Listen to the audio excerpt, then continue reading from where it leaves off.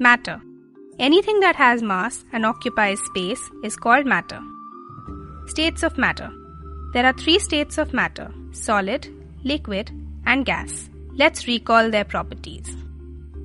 The small particles of which all matter is made up are known as molecules. The molecules are further composed of very small particles called atoms. Solids.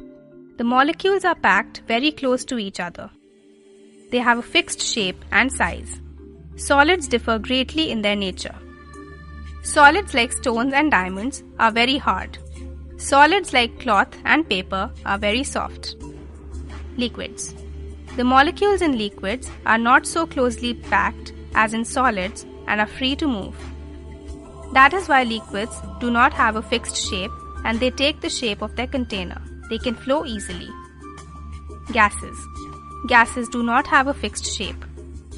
They fill all the available space because their molecules are very loosely packed.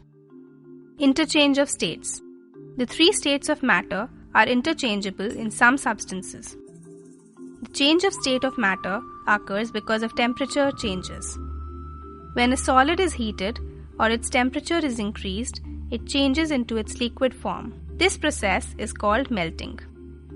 When a liquid is cooled down or its temperature is reduced, it becomes a solid. This process is called freezing. When a liquid is heated or its temperature is increased, it changes into a gas.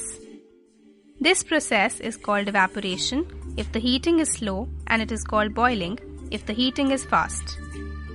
When a gas is cooled down or its temperature is reduced, it becomes a liquid. This process is called condensation. Water. Water is the most abundant substance on the earth. It is found in oceans, seas, rivers, under the ground, on mountains, in air, and even in our body. Change of state of water. In nature, water exists as snow, water, and water vapor. It can change its form easily. Due to the heat of the sun, water in rivers, seas, etc. changes into water vapor. This process is called evaporation. Water evaporates faster when the air is dry, the wind is strong, and the temperature of the surroundings is high. When water vapor go into the atmosphere, they form clouds. These water vapors cool and come down as rain. This process of change of water vapor into water is called condensation. Sometimes, water vapor also forms snow, frost, fog, etc. When a thick cloud of water drops is formed immediately above the land or water, it is called fog. Sometimes, water vapor in the atmosphere condenses and settles as droplets on the ground. We call this dew. When the dew freezes, it forms white crystals called frost. When it is very cold, the water vapor freeze in the air and fall down as soft, white flakes known as snow. When raindrops freeze and fall on the earth as small pellets of ice, they are called hail. Water and solubility. The solid which dissolves in a liquid is called solute, while the liquid is called solvent. When a solid dissolves completely in a liquid, the resulting liquid is known as solution. The quality of being soluble is known as solubility. A solute dissolves faster in water under the following conditions. When water is stirred while mixing the solute, when water is not cold, that is, when its temperature is increased. Soluble and insoluble substances. The substances which dissolve completely in water are called soluble substances.